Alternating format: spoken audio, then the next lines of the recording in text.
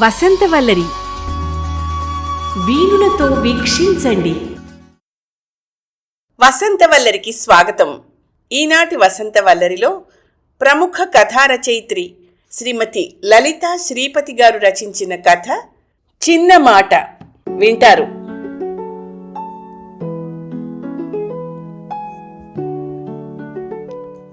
Good morning అత్తయ్య. కొత్త కోడలు చెప్తుంటే ఆశ్చర్యంగా చూసింది సునీత. అప్పుడే లేచి స్నానం చేసి రెడీ అయ్యావా శృతి? విరిసిన పువ్వులాగా ఉన్న కోడలిని చూస్తూ అంది. అత్తయ్య, నేను పిల్లల డాక్టర్ని. 8 కల్లా పేషెంట్లను చూడడం మొదలెట్టాలి. అయ్యో, నువ్వు ఇవాళే చేరిపోతావనుకోలేదమ్మా. 2 దోశలు వేస్తా, తినేసేళ్ళు. అత్తయ్య, మీరు టెన్షన్ పడకండి. నేను కాఫీ తాగి వెళ్తాను. వారం నుంచి పిల్లల్ని చూడలేదు కదా, చూసి లంచ్కి వస్తాను. కళ్యాణ్ కూడా ఆసుపత్రికి వెళ్ళొస్తాడు. కోడలి వైపు మురిపంగా చూసింది సునీత. తెల్లగా సన్నగా సన్నజాజి మొగ్గలా ఉంటుంది శృతి. కొత్తగా పెళ్ళయిందేమో. మెళ్ళో మెరుస్తున్న పసుపుతాడు, మంగళసూత్రం, నల్లపూసలు, పాపిట్లో సింధూరం, అన్నిటికంటే చక్కటి ఆ నవ్వు ఆ అమ్మాయికి అలంకారం. బయటికి వెళ్తుంటే సునీత అత్తగారు కామాక్షమ్మ, ఏమిటే పిల్లా, 16 రోజులు కాకుండానే వెళ్తున్నావు అంది కొత్త మనవరాల్ని చూస్తూ. తప్పదమ్మమ్మగారు అంటూ వెళ్ళిపోయింది. లంచ్ టైంకి అందరూ కూర్చున్నారు. పేరుకంతా అన్నమాటే గాని సునీతకి అత్తగారికి భర్తకి వడ్డించడంతో సరిపోయింది. సునీత, వంకాయ కూరలో ఉప్పు ఎక్కువైందే, అల్లం కాస్త పడాలి, టమాటా పప్పులో తిరగమాత వేగలేదు అత్తగారు అంటుంటే, అవును, మా అమ్మ చెప్పింది కరెక్ట్. ఎన్నేళ్ళైనా వంట రాదమ్మా, ఎంత చెప్పినా అంతే, మొద్దు మొహం. సునీత భర్త ప్రకాష్ అందుకున్నాడు. కళ్యాణ్ వంచిన తలెత్తకుండా తింటున్నాడు. ఇన్ని వంకలు పెడుతూ కూడా టెన్నిస్ బాల్ అంత ముద్దలు గుట్టుక్కు గుటుక్కుమని కామాక్షమ్మ తింటుంటే వేళ్లు నాక్కుంటూ తింటున్నాడు ప్రకాష్. అసలు ఇవేవీ పట్టనట్టు సునీత, ఇంకొంచెం కూరవైనా శృతి, నా వంటలు నీకు కొంచెం అలవాటు అవ్వాలి. మీ అమ్మ వంటలా ఉండదు మరి అంది. అవునత్తయ్య, మా అమ్మ వంటలా లేదు. మా అమ్మకు అసలు వంట రాదు. చాలా మటుకు నాన్నే చేస్తారు. ఏమిటి, ఆడంగిలాగా మీ నాన్న చేస్తాడా వంట? మరి మీ అమ్మ ఏం చేస్తుందమ్మా అంది కామాక్షమ్మ అన్నంతో నిండిన బొగ్గలు నొక్కుకుంటూ. మా అమ్మ టీచర్ కదా అమ్మమ్మగారు. స్కూల్ బస్ 7ంటికే వస్తుంది. తనకి భోజనం స్కూల్లోనే. అందుకని నాకు నాన్నకి నాన్నే వంట చేసేవారు. నాకు కొంచెం వంట వచ్చు అనుకోండి అంది. ఆ తర్వాత శృతి గమనిస్తే కామాక్షమ్మ, ప్రకాష్ సునీత చేసిన ప్రతి వంటని విమర్శిస్తూనే ఉండేవారు. కాఫీలో పాలు తక్కువయ్యాయని, ఇడ్లీ గట్టిగా ఉందని, పచ్చడి మెదగలేదని, ఇలా అన్నింటికీ వంకలే. కళ్యాణ్ ఏమాత్రం పట్టించుకోకుండా ఒక ఋషిలా ఉంటే, సునీత మోహన్లో విసుగు చిరాకు లేకుండా ఎప్పుడూ నవ్వుతూ ప్రశాంతంగా ఉండేది. అత్తగారిని అలా చూస్తే చిత్రంగా ఉండేది శృతికి. తట్టుకోలేక ఓసారి అడిగేసింది, మీరు చేసిన ప్రతి పనిని ఇద్దరూ తెగ విమర్శిస్తారు కదా అత్తయ్య, మళ్ళీ ఒక్క పని కూడా చెయ్యరు వాళ్ళు. వాళ్ళ మీద మీకు కోపం రాదా? అయ్యో శృతి, మా అత్తగారు పాతకాలం ఆవిడమ్మా. కోడల్ని పొగిడితే తట్టుకోలేదు. కొడుకు తను చెయ్యి దాటిపోతాడని ఆవిడికి భయం. మా పెళ్ళైన కొత్తలో ఓ రోజు ఆవిడ, పెళ్ళాన్ని నెత్తికెక్కించుకుంటే దింపలేవురా, పొరపాటున ఏదైనా బాగుందని, వంట బాగా చేశావని పొగిడావో మర్నాటి నుంచి నీకు గడ్డి పెడుతుంది. అందుకని ఏవో వంకలు పెడుతూ ఉండు, అప్పుడే బాగా చేస్తుంది అని మీ మావయ్యకి చెప్తుంటే విన్నానమ్మా. తల్లి మాట జవదాటని కొడుకు మీ మామగారు. అప్పటికి బాగుంది అని ఓ మాట అంటే ఇంకా బాగా చేసి పెట్టాలనిపిస్తుంది. వంకలు పెడితే అది కూడా చెయ్యాలనిపించదు అని నేను చెప్పాను కూడాను. అబ్బే, వాళ్ళ పద్ధతిలో మార్పు లేదు. మొదట్లో నా కోపం వచ్చి ఏమీ చెయ్యాలనిపించేది కాదు. తర్వాత అలా వాళ్ళ మెప్పు కోసం ఎందుకు చేయాలి? నేను నా కొడుకు రుచిగా తినాలి, అదే వాళ్ళకి పెడతాను. మెచ్చుకోకపోయినా ఏమీ లెక్క చేయను అనుకున్నాను. మా అత్తగారేమీ చెడ్డది కాదు. ఉన్న ఒక్క కొడుకు తన గుప్పెటి నుంచి జారిపోతాడని ఓ రకమైన భయం అంతే. శృతికి అది నచ్చలేదు. తమ ఇంట్లో ఎవరు ఏ చిన్న పని చేసినా మెచ్చుకోవడం, ప్రోత్సహించడం అలవాటు. ఆఖరికి అది ఇంట్లో పనిచేసే అమ్మాయి అయినా సరే. తనేమో ఒక్కతే కూతురు. తల్లి టీచరు, తండ్రి లెక్చరరు. ముగ్గురు సరదాగా ఉండేవారు. నాన్నమ్మ కూడా అమ్మనే సపోర్ట్ చేసేది. పొద్దున్నే స్కూల్కి వెళ్ళి ఆ పిల్లలతో వాగి వాగి వస్తుంది. పాపం వంటదేముంది, ఎవరైనా చేయొచ్చు అనేది. అవతల మనిషి ఏ వయసు వాళ్ళైనా, ఎలాంటి హోదాలో ఉన్నా, నువ్వు చేసిన పని బాగుంది అని ఒక చిన్న మాట అంటే చాలు, అదెంతో ఉత్సాహాన్ని ఇస్తుంది. తల్లి చెప్పిన మాట పూర్తిగా పాటిస్తుంది శృతి. అందుకే ఆసుపత్రిలో కూడా ఆయాల దగ్గర నుంచి డాక్టర్ల దాకా శృతిని అంతా గౌరవిస్తారు. కళ్యాణ్తో ఈ విషయమే మాట్లాడితే, ఏమో శృతి, మా ఇంట్లో ఎప్పుడూ ఇంతే, మా నాన్న బామ్మ ఎవ్వరిని మెచ్చుకోరు, నన్ను అంతే, మెరిట్లో మెడిసిన్ చదివి కార్డియాలజీలో ఎంఎస్ చేస్తే ఇంకా సరిగ్గా చదవలేదని, సంపాదన సరిపోదని నొక్కులు నొక్కుతారు. పాపం అమ్మే నన్ను ముందు నుంచి ప్రోత్సహించింది. హబ్బే, ఇలా ఊరుకుంటే కాదు, చిన్న క్లాస్ తీసుకోవాలి వీళ్ళకి. మా నాన్నమ్మ నోరు చాలా పెద్దది, మా నాన్న కూడా నిన్నేమని అన్నారంటే బాగుండదు, నసిగాడు కళ్యాణ్. అనుకోకుండా ఆదివారం రోజే దానికి నాంది పడింది. సునీత ఉదయమే లేచి తలుపు తీసి పాల ప్యాకెట్లు తీస్తుండగా కాలు జారి పడిపోయింది. అమ్మా అన్న కేకకి అప్పుడే నిద్రలేచిన శృతి పరిగెత్తుకొచ్చింది. కాలు మెలిక పడ్డంతో అక్కడ వాపొచ్చింది. నెమ్మదిగా ఆవిడ్ని పట్టుకుని ఇంట్లోకి తీసుకుని వచ్చిన శృతిని చూసి కామాక్షమ్మ, అయ్యో ఏమైందే, చూసుకుని నడవద్దు, గుడ్డిదాన్లా కళ్ళు మూసుకుని నడిచావా, ఎక్కడి నిద్ర చాలదు నీకు. కోడలికి దెబ్బ తగిలిందన్న బాధ లేకపోగా సునీత ఏదో కావాలని పడినట్టుగా ఉంది కామాక్షమ్మకి. ఆసుపత్రికి తీసుకెళ్దాం కళ్యాణ్, వాపొచ్చింది, ఫ్రాక్చర్ ఏదైనా ఉండొచ్చేమో అన్న శృతి మాటలకి అవును నాకు అలానే అనిపిస్తోంది అన్నాడు కళ్యాణ్. అమ్మో, ఇప్పుడు దీనికి కాలు విరిగితే నాకు భోజనం ఎలా? ఒరే ప్రకాశం, నన్ను నీ చెల్లెలి ఇంట్లో దింపేరా, దీనికి తగ్గాక వస్తాను. లోపలికెళ్ళి చిన్న సంచిలో 4 జతల బట్టలు పెట్టేసుకొచ్చింది ఆవిడ. సునీత ఎలా ఉందని కూడా పట్టించుకోకుండా సరే అని తలాడించి కారు తాళాలు తీసుకొస్తున్న మావగారిని విచిత్రంగా చూసింది శృతి. ఇది నాకు అలవాటే అన్నట్టు నవ్వాడు కళ్యాణ్. నాన్న, మేము వచ్చేసరికి లేట్ అవుతుంది, మీరు కూడా అత్తయ్య వాళ్ళ ఇంట్లోనే భోంచేసేయండి, మేము ఎక్కడో అక్కడ తినేస్తాం. వెళ్తూ కళ్యాణ్ అన్న మాటలకి ప్రకాష్ ఆశ్చర్యపోయాడు. నీ కోడలు మహాగడుసు రోయ్, జాగ్రత్తగా ఉండు, లేదంటే నిన్ను నీ కొడుకుని ఊతికి దండం మీద ఆరేస్తుంది. సంతు దొరికింది కదా అని కామాక్షమ్మ కొడుక్కి నీతులు చెప్పింది. తల్లి మాటలకి గంగిరెద్దులా తలాడించాడు పుత్రరత్నం. అదృష్టవశాత్తు సునీతకి ఫ్రాక్చర్ అవ్వలేదని, బాగా బెణికిందని చిన్న బ్యాండేజ్ వేసి కనీసం 10 రోజులు కాలు మీద బరువు వేయొద్దు అన్నారు. ఎముకలు బాగా బలహీనంగా ఉన్నాయని, అక్కడ బలం పెడితే విరిగే అవకాశం ఉందని చెప్పారు డాక్టర్. కాల్షియం తక్కువగా ఉంది కాబట్టి మందులతో పాటు పాలు పెరుగు బాగా తీసుకోవాలని, కాలు వాపు తగ్గాక రోజు కనీసం అరగంట వాకింగ్ చెయ్యాలని చెప్పారు. కళ్యాణ్, నువ్వు డాక్టర్ అయ్యి ఏం లాభం, మీ అమ్మని కూడా పట్టించుకోవు, మెత్తగా చివాట్లు పెట్టింది శృతి. ఇంటికొచ్చాక సునీతని నెమ్మదిగా బెడ్రూమ్లో పడుకోపెట్టి కిచిడీ చేసింది శృతి. వేడివేడిగా పెడితే సునీత, కూతురు లేదనే లోటు ఈరోజు తీరిపోయిందమ్మా అంది సంతోషంతో. సాయంత్రానికి వచ్చాడు ప్రకాష్. వచ్చాక కనీసం ఎలా ఉంది, ఏమైంది అని కూడా అడగలేదు. కాసేపు చూసి శృతి చెప్పింది, ఆవిడికి 2 వారాలు పూర్తి రెస్ట్ కావాలండి, మీరు సాయం చేస్తాను అంటే సరే, లేదంటే నేను మనిషిని మాట్లాడతాను.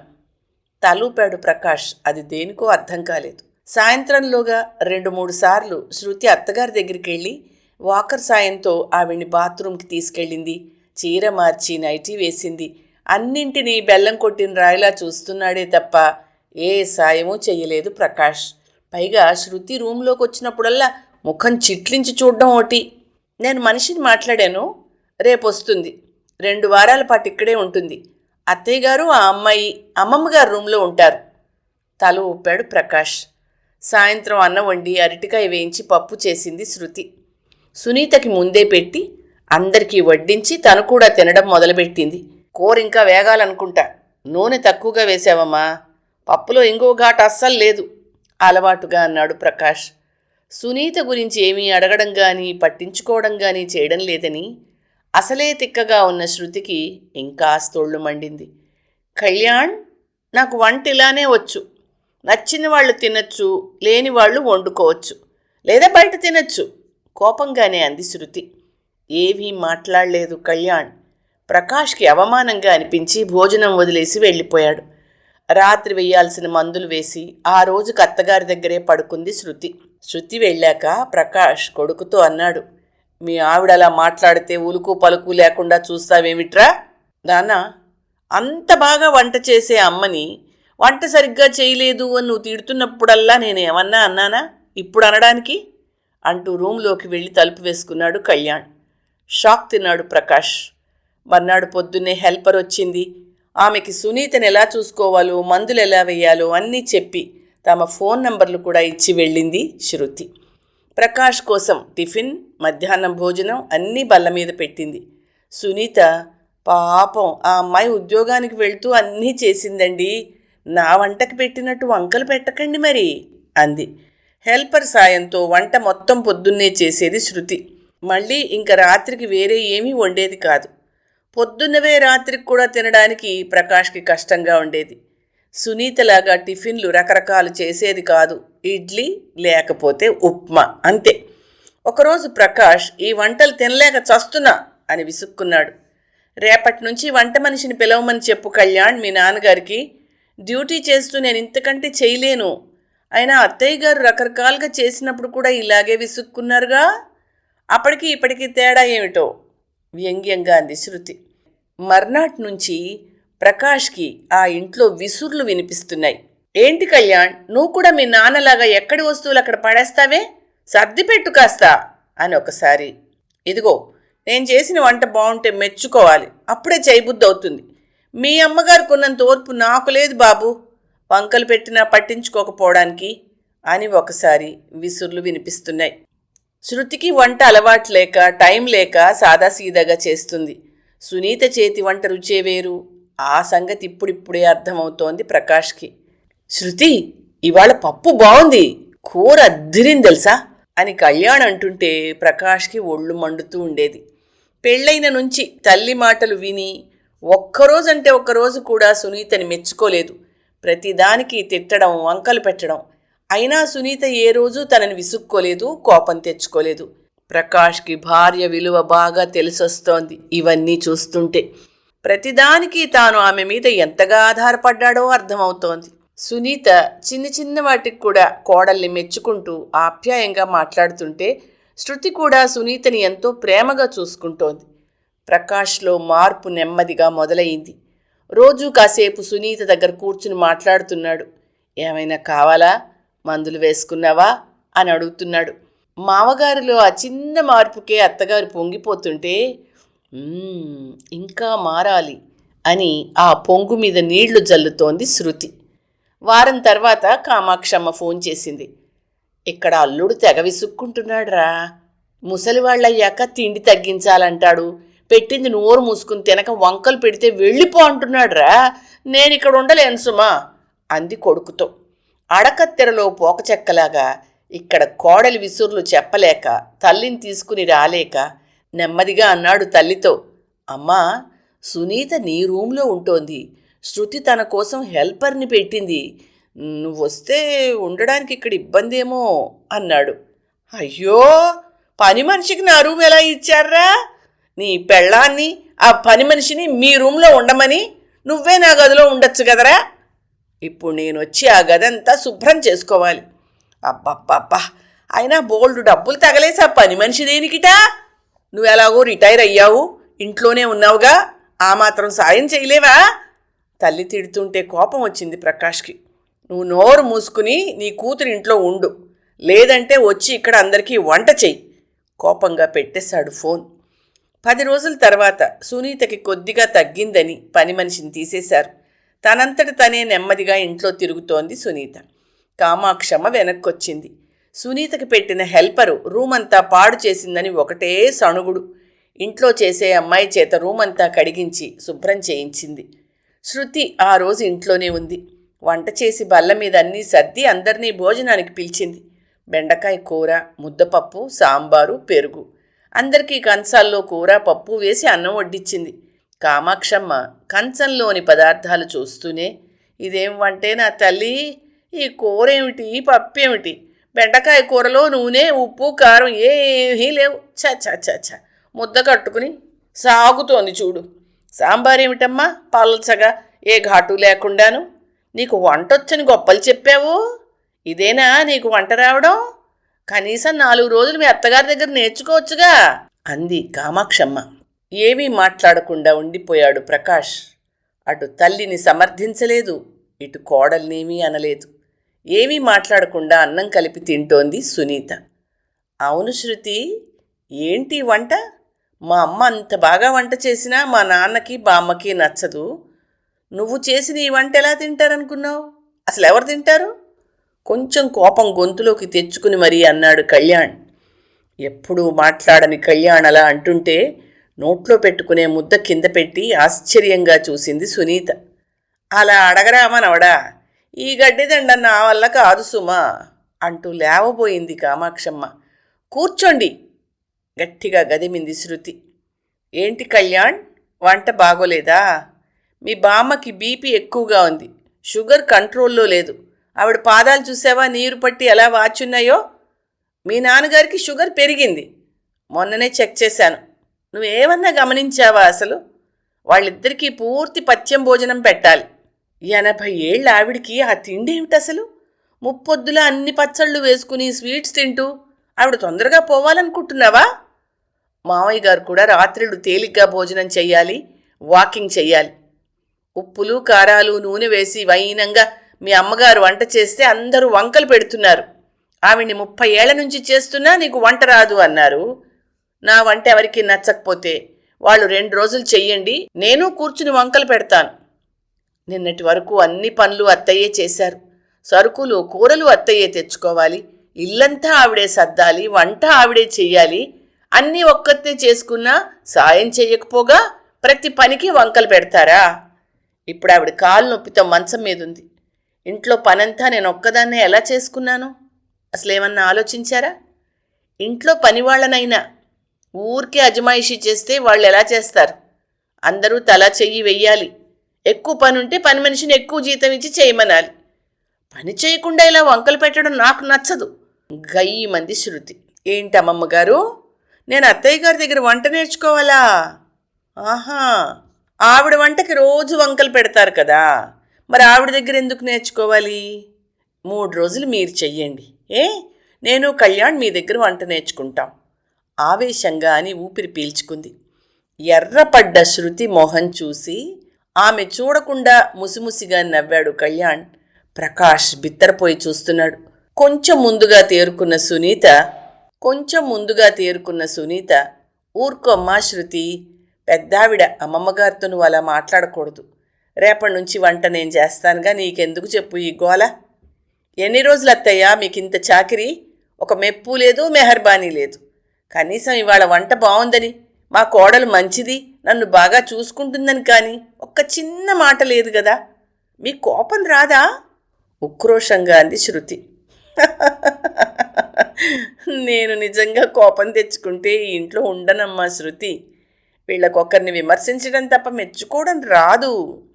అందుకే నేను ఇంట్లో చేసే పని ఒక బాధ్యతగా చేస్తాను, ప్రేమగా చెయ్యలేనమ్మా. ఇంకా ఏదో అనబోతుంటే కామాక్షమ్మ, అంటే మేము నిన్నేదో రాసి రంపాన పెడుతున్నావా?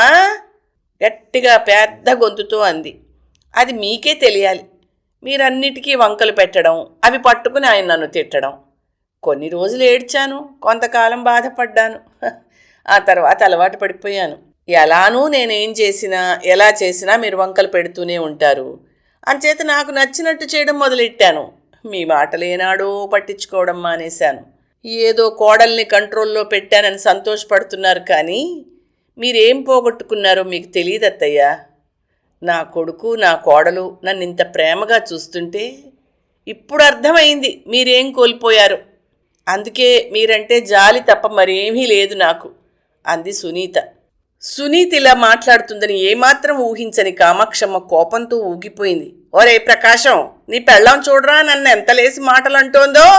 దాన్ని 4 వాయించకుండా శిలా విగ్రహంలా చూస్తూ నిల్చున్నావు అన్న తల్లితో, నా పెళ్ళాం కదమ్మా, నీకేమీ కాదుగా. నా పెళ్ళాం, నా కొడుకు, నా కోడలు, నా ఇల్లు. వాళ్ళు ఎలా చెప్తే నేను అలా వింటాను. నువ్విక్కడ ఉండాలంటే వాళ్ళు చెప్పినట్టు విను. లేదంటావా నీ ఇష్టం. ఏనాడు నీ మాట కాదనలేదు నేను.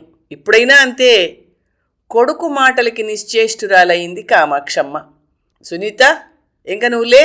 ఎక్కువసేపు కాలు కింద పెడితే వాపొచ్చి నొప్పి ఎక్కువ అవుతుంది. రెస్ట్ తీసుకో. దగ్గరికొచ్చి చెయ్యి అందిస్తున్న భర్తని ఆశ్చర్యంగా ఆనందంగా చూసింది సునీత. కళ్యాణ్ శృతి వంక మెప్పుగా చూస్తే శృతి నవ్వుతూ, చిన్న మాట, ఒక చిన్న మాట అని కూన్రాగాలు తీస్తుంటే సునీత, కళ్యాణ్ ముసిముసిగా నవ్వుకున్నారు.